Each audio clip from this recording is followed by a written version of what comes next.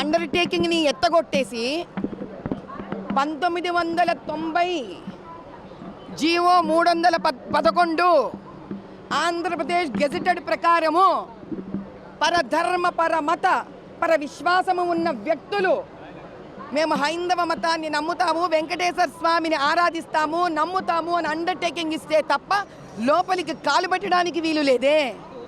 దాన్ని నువ్వు సెప్టెంబర్ 2020 రోజు నీ చిన్నాయన అయిన సుబ్బారెడ్డి ఎట్లా తొలగించినాడు?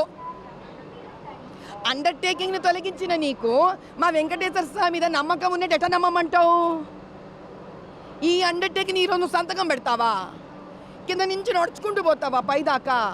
మరి 18 సార్లు నెయ్యి బాగలేదని రిజెక్ట్ చేస్తేవే, మరి అప్పుడు చంద్రబాబు నాయుడు గారు లాగా నువ్వెందుకు బయటకు వచ్చి చెప్పలే? 18 సార్లు రిజెక్ట్ అయింది, ఈ రిజెక్ట్ అయిన దాంట్లో ఇవి ఉన్నాయి కాబట్టి వెంకటేశ్వర స్వామిని ఇప్పుడు మనం పవిత్రం చేయాలి, హోమాలు చేయాలని ఆ దినం నువ్వెందుకు బయటికి రాలే? ఆ దినం నువ్వెందుకు మెట్లెక్కిపోలే? ఆ దినం చెప్పింటే మా బోటి వాళ్ళం ఆ రోజే ప్రాయశ్చిత్తం చేసుకునేవాళ్ళం కదా. ఎందుకు చేయలే నువ్వు? డ్రామా నడుస్తుందా?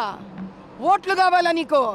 ఇంకొకసారి రాజకీయాన్ని భక్తిని కలిపినాడా ఎవరన్న పొలిటీషియన్ నాలాంటి వాళ్ళు అనంతమై వస్తారు మీ దగ్గరికి. వెంకటేశ్వర స్వామి దిగొస్తాడు. అసలు ఆ పని తిరుపతి దగ్గర కూడా రానికూడదు. ఎంత పాప ప్రక్షాళన చేస్తాడంట, చర్చిలోకి పోయి చేసుకోమని చెప్పు.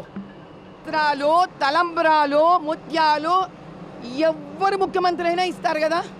రేపు నువ్వైతావప్ప ముఖ్యమంత్రి, నువ్వు తీసుకుపోవాలి కదా. మీ భార్య మన వచ్చిందా? మీ అమ్మ వచ్చినారా? మీ పరివారం ఏమన్నా వచ్చిందా? వాళ్ళు అండర్టేకింగ్ ఇచ్చినారా?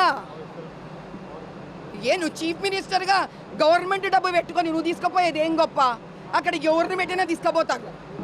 నువ్వు చీఫ్ మినిస్టర్గా రూల్ బట్టి పోయినావు.